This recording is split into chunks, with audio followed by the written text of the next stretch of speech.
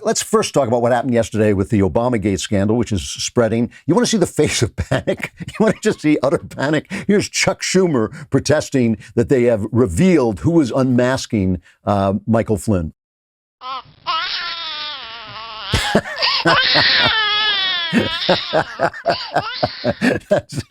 That's crying Chuck Schumer. No, just play the real Chuck Schumer. It's the same thing.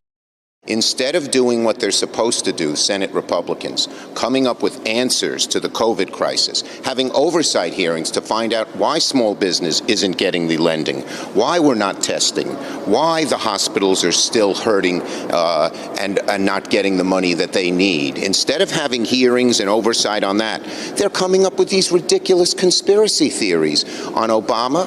And Chairman Johnson wants to go after Biden and this Hunter Biden's conspiracy theory, which came from the Russians of all people.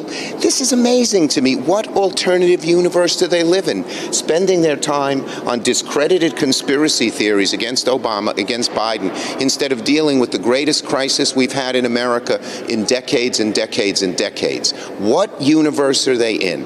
What is in their heads? Breathe, Chuck, breathe. Slow it down. Obviously, this is a bad thing. Chuck Grassley, the senators, Chuck Grassley and Ron Johnson, they released this declassified list of Obama administration officials who, in the last days of the administration, were unmasking the conversations of General Flynn. And they did this, by the way. These things go back to way back before his conversation with the Russian ambassador Kislyak. So we don't even know. They were obviously just hunting around. One of these people is your old friend, Uncle Joe Biden, who did it he was 8 days away from leaving office, 8 days away from leaving office. And he was unmasking Michael Flynn. What did he need to know about that for? We'll find out. Let's take a look. Here's the thing. They're going to tell you, oh, this is a conspiracy theory. Oh, it's this or that. But let me replay this for you.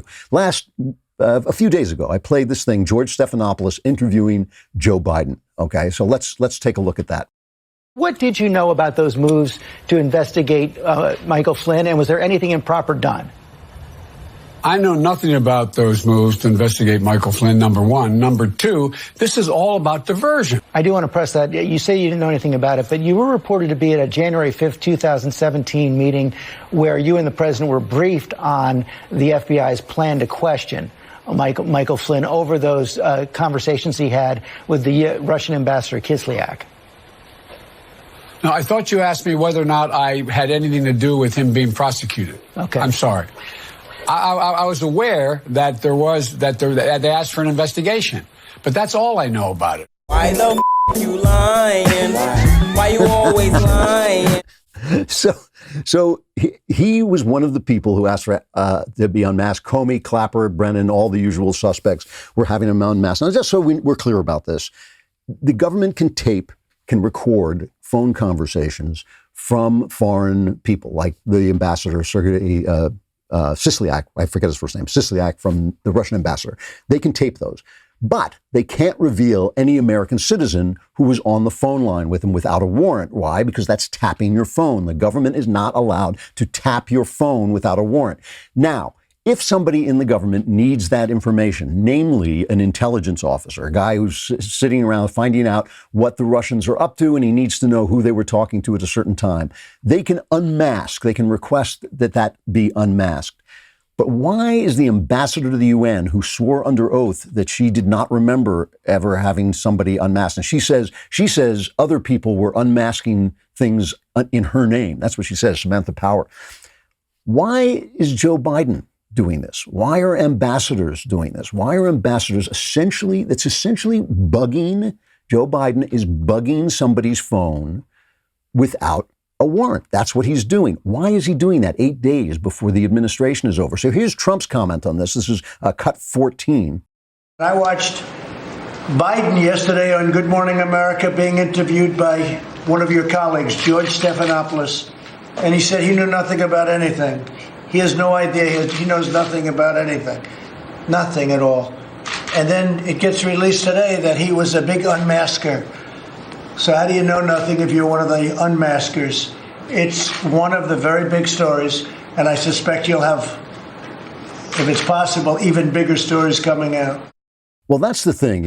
Remember, Durham is investigating this at the DOJ. And Durham, in Hollywood, we have what we call money pitches, because you have to pitch a movie 1,000,000 times before you get the guy with the money. First, you pitch it to an assistant, then you pitch it to a story editor, then you pitch it to this guy, then you pitch it to that guy. It goes on and on and on. And finally, you have the money pitch, which is the guy who can say, yes, here's your money, I buy this. Well, Durham is a money prosecutor. He's the guy who can come to your house and take you away in handcuffs. Now, I don't know if that's going to happen, except maybe to Peter Strzok. Maybe Peter Strzok did things. But this way, the Flynn thing was entrapment.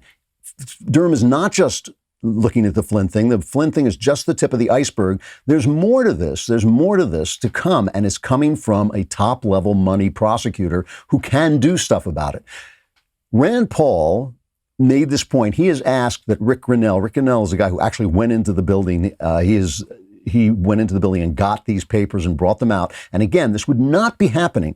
This would not be happening if Trump weren't a wrecking ball against the press. This has given the GOP the spine it needs to fight back, because, conservatives don't get this. They don't get it. They shrug off the power of the press. The power of the press is not convincing you of the lies they tell. It's convincing people within the Beltway that if they make a move to the right, the press is going to fall on them like a ton of bricks, and it's going to matter. That's the thing. And the fact that Trump has taken them on the way he has, and is it like out of control sometimes? Yes, it is. Is it sometimes rude? Yes, it is. But the fact that he has taken them on has made them sort of wake up within the Beltway and start to say, oh, we can fight back against this. They weren't doing this before. I remember a Republican operative telling me years ago, he said to me, we are never going to win until we understand that we're running against the press.